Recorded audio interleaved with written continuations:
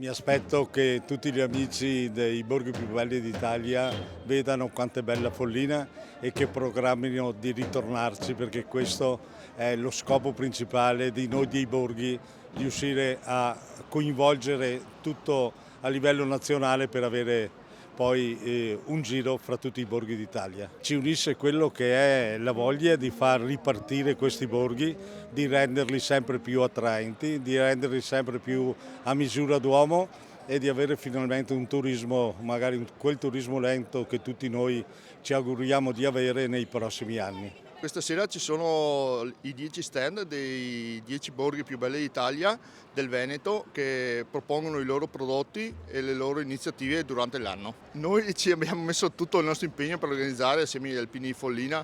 Spero che questa sera tutti i sindaci e le persone presenti rimangano contente.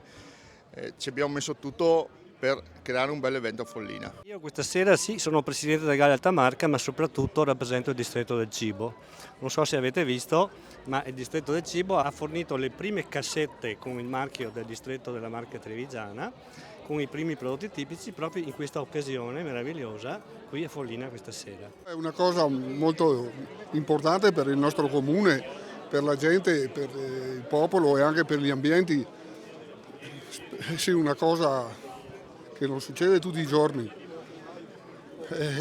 Un complimento al comune che l'ha organizzata, noi alpini che cerchiamo di accontentare tutta questa gente che viene da tutta Italia praticamente.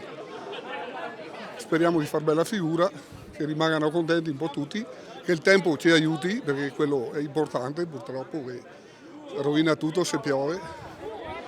E niente, speriamo che sia una buona serata per tutti.